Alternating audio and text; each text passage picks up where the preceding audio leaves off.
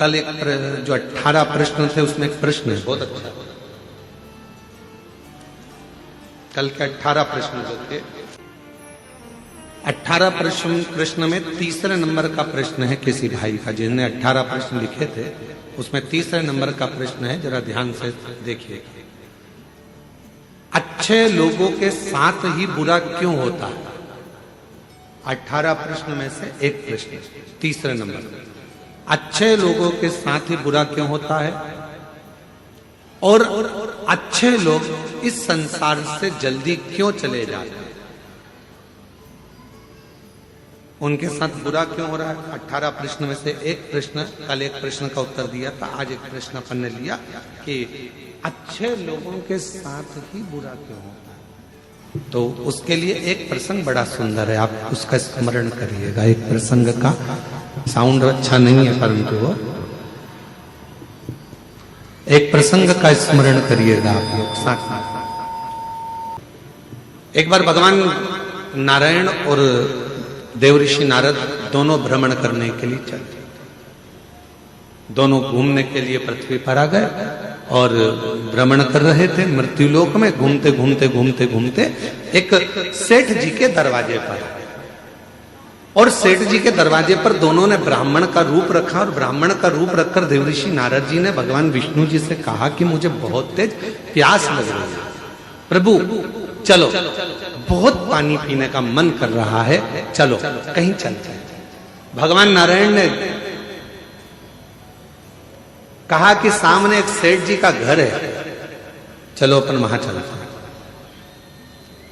चलिए वहां पहुंच चलते हैं और सेठ जी के घर पर चले गए और सेठ जी के दरवाजे पर जाकर उन्होंने आवाज लगाई, भैया कोई है क्या?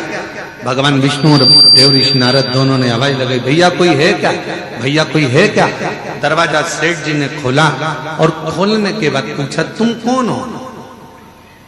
तो देवऋषि नारद और भगवान नारायण दोनों कह दिए, भैया हम तो पथिक हैं, यहाँ भ्रमण करते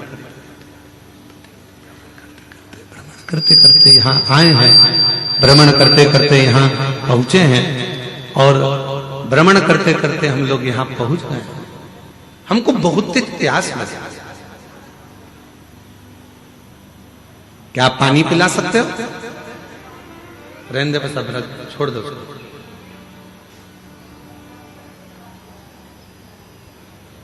क्या आप हमें पानी पिला सकते हो? और इतने में सेठ जी बाहर आए, दरवाजा खोलकर कहा, नौकर समझ रखा है क्या? तुम्हारे पिताजी छोड़कर गए हैं क्या यहाँ पर किसी को पानी पिलाने के लिए? चलो निकलो यहां से। पानी पीने आए और सेठ जी ने धक्का मार दिया और दोनों को बाहर निकाल दिया। देवऋषि नारद ने भगवान विष्णु से कहा, इसको धन का अहंकार बहुत ज्यादा, श्राप दे दो इसको कि पूरा बर्बाद हो जाए। इतने में भगवान विष्णु ने पलट कर दोनों हाथ ऊंचे कर कर कह दिया, भगवान करे तेरे घर में और लक्ष्मी बढ़ जाए, तेरे घर में और संपदा बढ़ जाए, तेरे घर में और धन बढ़ जाए। देवऋषि नारद को तो गुस्सा आ गया। नारद जी ने कहा, प्रभु कैसी बात करते हो, तुम्हें तो इसको श्राप देना चाहिए कि बर्बाद हो जाए, और तुमने उसको आशीर्वाद दे दिया कि उसके घर में और धन आ जाए। कितना बेकार व्यक्ति, उसको और तुम वर देकर जा रहे हो। और आगे चले, नारद जी से भगवान ने कहा चल और आगे चलते। और आगे गए तो एक बूढ़ी माँ का झोपड़ा था, और बूढ़ी माँ के झोपड़ा, छोटा सा झोपड़ा था। दरवाजा बजाया, माँ प्यास लग गई, माँ पानी पी, माँ बहुत तेज प्यास लग रही है, पानी पीना। बूढ़ी माँ ने दरवाजा खोला, आसन बिछाया, बिठाया, अंदर से पानी लाकर पिलाया, फिर गई गिलास में गरम गरम दूध लाकर दोनों को दे दिया और कहा, लो बाबा दोनों दूध पियो फिर जाओ। और दोनों दूध पीकर जाने लगे। देवऋषि नारद जी ने कहा, देखो कितनी अच्छी माँ है, पानी भी पिलाया, आसन भी दिया, दूध भी पिलाया, प्रभु इसको वर दे दो। भगवान विष्णु ने उसकी ओर देखा और उस बूढ़ी माँ को देखकर भगवान नारायण ने हाथ उठाकर कहा, जा तेरी जो गाय है वो मर जाए।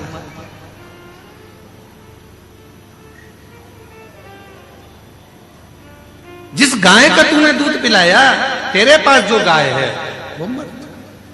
अब तो नारद जी को बहुत क्रोध आया। नारद जी ने कहा, वो सेठ जी ने धक्का मारकर निकाला, उससे कहा कि तेरा धन बढ़ जाए।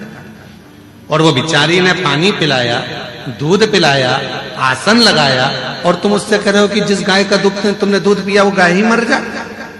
भगवान नारायण नारद जी ने कहा कि मुझे तुम्हारा निर्णय अच्छा नहीं लगा, ये निर्णय मुझे स्वीकार नहीं है, मैं इस निर्णय से खुश नहीं हूं। तुमने ऐसा वर क्यों दे दिया और तुमने ऐसा श्राप क्यों दे दिया? उसने गलत क्या करा? वो तो अच्छी थी, व्यवहारिक थी, दूध भी पिलाया, पानी भी पिलाया, आसन भी लगाया, उसके बाद भी तुमने उसका बुरा कर दिया। तीसरे नंबर का प्रश्न है, किसी ने करा 18 प्रश्न में से तीसरा प्रश्न है कि अच्छा करने वाले के साथ बुरा क्यों होता है? उसका उत्तर इस कथा में है, इस कथा के संवाद में है। भगवान देव ऋषि नारद ने भगवान विष्णु से कहा, तुमने ठीक नहीं करा, तुमने उसको, उसकी गाय बिचारी उसी के सहारा था और तुमने उसको मरने का कर दिया। मरने? हाँ, क्यों? भगवान कहने लगे, सुनो देव ऋषि नारद, मैंने सेठ जी के यहां लक्ष्मी बढ़ने का वर इसलिए दिया क्योंकि सेठ धन के अहंकार में तुम्हें और मुझे धक्के मारकर निकाल दिया। सेठ के यहां लक्ष्मी बढ़ेगी और वो लक्ष्मी के लोभ में इतना पड़ा रहेगा, इतना पड़ा रहेगा उस माया के लोभ में कि मरने के बाद वो सांप बन जाएगा और उसी धन के आगे पीछे घूमता रहेगा सांप बनकर। और मैंने वो बूढ़ी मां जो मेरा भजन करती है, पथिकों की सेवा करती है, उसको, उसके घर की गाय को मरने का इसलिए कहा क्योंकि नारद, वो बूढ़ी मां कुछ दिन में मरने वाली है, उसकी उम्र पूरी हो गई, वो मरने वाली है, पर उसके घर में कोई नहीं है। वो दिन रात अपनी बुद्धि में उलझी रहती है कि मेरी गाय का क्या होगा, मेरी गाय का क्या होगा, मेरी गोमाता का क्या होगा, मैं मर जाऊंगी तो मेरी गाय कौन रखेगा, मेरी गाय को कौन पालेगा, इसको चारा कौन देगा, इसको पानी कौन देगा। इसलिए मैंने एक काम कर दिया कि उसको कह दिया कि तेरी गाय मर जाए। अर्थात इस बूढ़ी माँ ने हमें जल पिलाया, इस बूढ़ी माँ ने हमें दूध पिलाया, इस बूढ़ी माँ ने हमें आसन दिया, तो फर्ज मेरा है कि ये जब मरे तो इसकी बुद्धि में गाय ना रह जाए, नहीं तो मरने के समय पर जो याद रहता है उसी की योनि मिल जाती है, फिर वो उसमें भटकेगी, फिर 84 के चक्कर में पड़ेगी। और अगर वो गाय चली गई और उसकी बुद्धि में वो गाय नहीं रही और जब वो प्राण त्यागेगी तो वो मुझ में समा जाएगी, बैकुंठ आ जाएगी, फिर वो भटकेगी नहीं, फिर वो इधर उधर नहीं जाएगी। अभी हमको लग रहा है कि भगवान ने हमारे साथ बुरा करा, लोग कहते हैं अच्छे लोगों के साथ बुरा क्यों होता है, पर याद रखना अच्छे के साथ बुरा इसलिए होता है कि भगवान उसको पकड़कर अपनी मंजिल तक ले जाना चाहता है। बुरा इसलिए हो रहा है कि भगवान उसको संभालना चाहता है, बुरा इसलिए हो रहा है क्योंकि वो उसको हाथ पकड़कर उसकी मंजिल तक पहुंचाना चाहता है।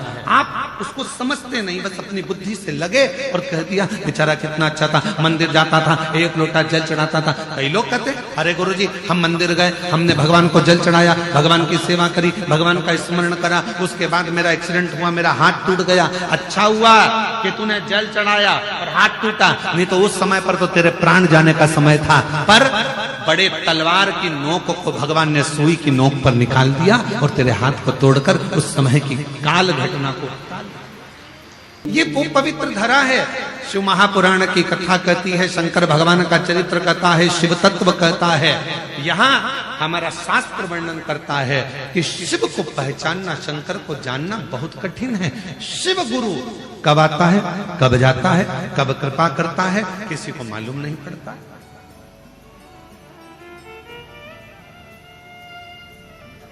पूरे बस्तर वासियों को प्रसन्न होना चाहिए कि आपके नजदीक में इंद्रावती नदी है, वो नदी जहां पर भगवान देवाधिदेव महादेव स्वयं शिव गुरु बनकर इंद्र की धर्म पत्नी को, उसके पति को मार्ग प्रशस्त करते हैं, उसका पथ दिखाते हैं।